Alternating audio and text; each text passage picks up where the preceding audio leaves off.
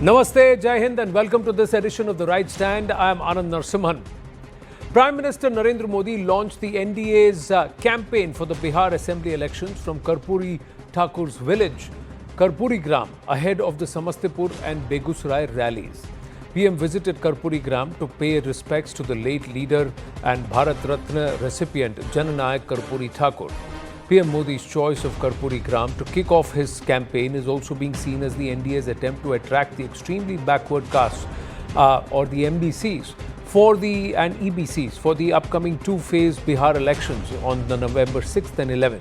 Karpuri Thakur's son, Union Minister and JDU leader Ramnath Thakur said that PM Modi's visit was a sudden plan, but it will add pace and enthusiasm to the elections. The appointment of EBC leader Ramnath Thakur from Bihar marked a double honour for the Thakur family in 2024 following the posthumous conferment of the Bharat Ratna in January 2024, Bharat's highest civilian honour to Karpuri Thakur. The award came 35 years after his death and ahead of Lok Sabha 2024 elections.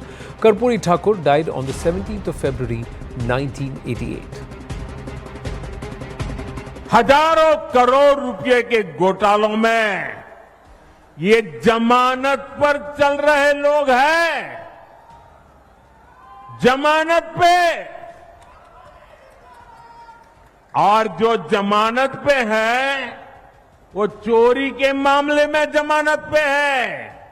अब ये चोरी की इनकी आदत ऐसी है कि अब जननायक की उपाधि की चोरी में जुटे हैं।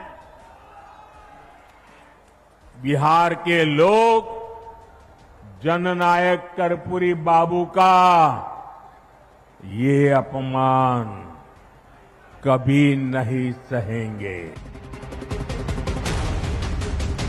Now, EBCs account for 36% of the state's population as per caste census conducted in 2022.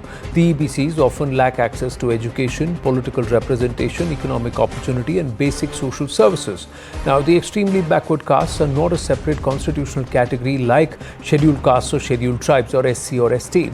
They are typically a subgroup within the OBCs, other backward classes category, created to identify the most deprived castes among OBCs. The BJP's Bihar unit is eyeing a larger pie of seats this time. Historically, often the EBCs decide the winner in a closely fought election, and so every party is trying to woo them. PM Modi's symbolic visit is expected to resonate with voters, particularly from the extremely backward classes, positioning the NDA as the true inheritor of Karpuri Thakur's legacy. Now, even as Prime Minister Narendra Modi paid tribute to the former Bihar Chief Minister Jananayak Karpuri Thakur at his native village, the Congress, on the other hand, remembered its former party chief Sitaram Kesari on his 25th death anniversary for the first time at the Delhi party's old headquarters, setting the tone for the politics of backward class in poll-bound Bihar. Sitaram Kesari had also served as the Congress treasurer for over a decade. Sitaram Kesari was unceremoniously removed from the post of party chief after the Congress had withdrawn support from the H.D. Devagowda government in 1998 and the CWC appointed Sonia Gandhi as the party's interim chief. Who is genuine and who is an opportunist here? Sitaram Kesari was manhandled at the party headquarters then in the year 1998. BJP spokesperson Shehzad Poonawalla has hit out at the leader of the opposition, saying time is a true leveler. Once upon a time, at the instructions of the first family of the Congress, Sitaram Kesari was humiliated, his dhoti torn, locked up and heckled to clear the throne for Congress for Sonia Gandhi. Today, Rahul pretends to pay respect because Bihar elections are close. Who are they fooling? What did they do to Dasharath Manjhi's son? What did they say about Bhagat Singh ji? Equated him to Hamas? What did they do about Birsa Munda ji? Rahul Gandhi has deep hatred for Biharis and OBCs. Has he condemned the comments of the DMK or Revant Reddy on Biharis? Has he said a word on Congress calling Bihar as BD? Did he condemn PM Modi's mother being abused by Congress RJD member and leader? These are questions that were asked. PM Modi also spoke on this entire Sitaram Kesari issue. साथियों, आज कांग्रेस के पूर्व अध्यक्ष सीताराम केसरी जी की पुण्यतिथि है। देश कभी नहीं भूल सकता कि किस तरह कांग्रेस के इस परिवार ने सीताराम केसरी जी का अपमान किया था। आज का दिन हमें याद दिलाता है कि कांग्रेस दलितों, पिछड़ों के अधिकार छीनने के लिए क्या कुछ कर सकती है। इन लोगों के लिए सिर्फ अपना परिवार ही सबसे बड़ा है। और आपने टीवी पर भी देखा होगा, कांग्रेस पार्टी के अध्यक्ष थे सीताराम केसरी। हमारे बिहार का गर्व थे सीताराम केसरी। इस परिवार ने सीताराम केसरी जी को उनके घर में बाथरूम में बंद कर दिया। इतना ही नहीं, उनको उठा करके फुटपाथ पर फेंक दिया। और सीताराम केसरी के पास जो कांग्रेस का अध्यक्ष पद था, इस परिवार ने उस अध्यक्ष पद की चोरी कर ली। Now, some accounts say in the year 1998, Sitaram Kesri was locked inside a bathroom for hours until Sonia Gandhi took over the party. Later in the day, when Sitaram Kesri was leaving, some youth Congress workers heckled him and even tried to pull off his dhoti. During the 1998 Lok Sabha polls, something highly unusual happened. Sitaram Kesri, the party president, was kept away from campaigning amid voices against his leadership. Sonia Gandhi replaced him as the main campaigner. On the 20th of May 1999, Sitaram Kesri was roughed up at the Congress headquarters where the party had assembled to expel Sharad Pawar, P.A. Sangma and Tariq Anwar for challenging Sonia Gandhi's authority. The Congress did not send Sitaram Kesri to the Rajya Sabha once his term ended in April 2000. He maintained a low profile till his death in October that year. Sharad Pawar went on to form his own party, the NCP. Sonia Gandhi was then the be-all and end-all of the Congress party. Sonia was the Congress and Congress was Sonia. Joining us now, and let's go straight across to Shri Ramnath Thakur, Union Minister and also son of the late Karpuri Thakur ji. Ramnath ji, नमस्ते, जय हिंद, धन्यवाद हमसे बात करने के लिए। आज प्रधानमंत्री नरेंद्र मोदी जी कर्पूरी ग्राम आए हैं, उनको श्रद्धांजलि भी दी है, आप क्या कहेंगे? मैं साधारण आदमी के घर में आकर भारत के प्रधानमंत्री जी ने हम लोगों का मनोबल बढ़ाया, हम लोगों के आग्रह को स्वीकार किया और चुनाव के समय में आकर जननायक कर्पूरी ठाकुर जी को माल्यार्पण किया, श्रद्धांजलि अर्पित की। मैं अपनी तरफ से, अपने परिवार की तरफ से, बिहार की शोषित, पीड़ित, दलित, लांछित की तरफ से कृतज्ञता ज्ञापित करता हूं।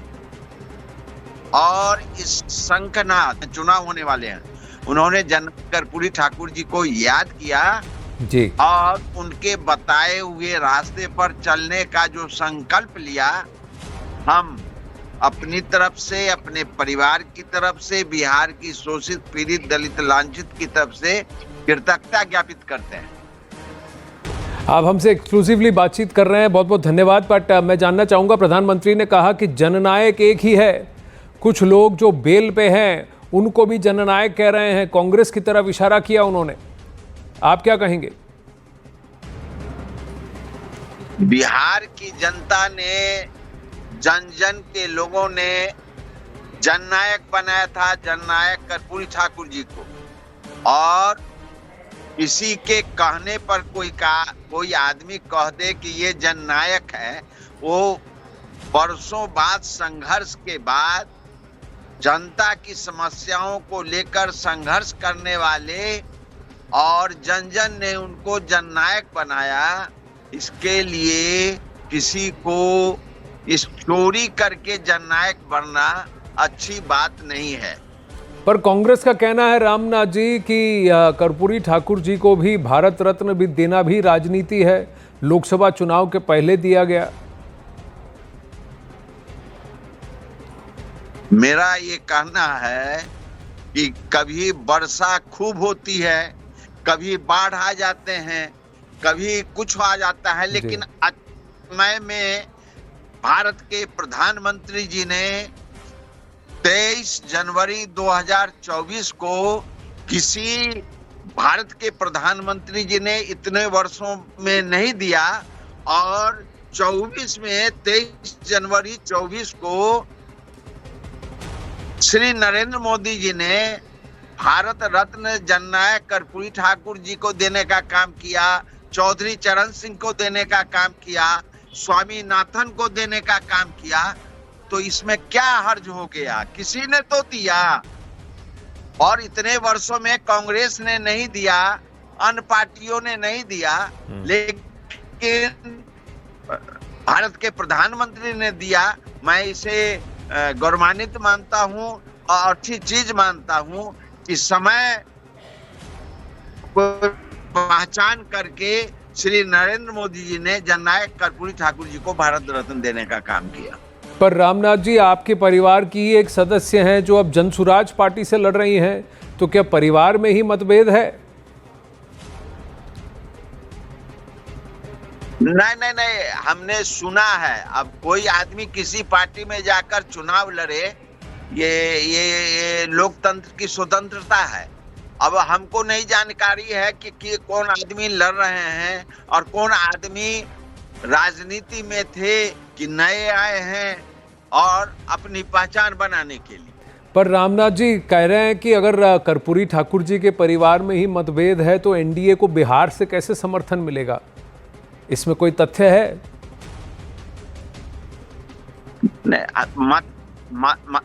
मुझको, मैं आपको सही बात बताता हूं।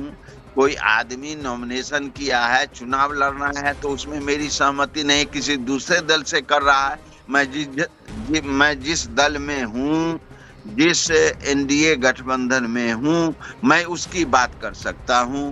कौन आदमी कहां खड़ा हुआ, क्या कर रहा है, मतभेद हर एक परिवार में होता है, लेकिन हमको तो किसी से मतभेद है नहीं। अब कोई आदमी चुनाव लड़ रहा है तो उसकी स्वतंत्रता है, उसमें मैं क्या कर सकता हूँ। जी, पर मैं आपसे जानना चाहूँगा, आज सीताराम केसरी जी की भी पुण्यतिथि है। कांग्रेस आज उनका महिमा मंडन कर रही है।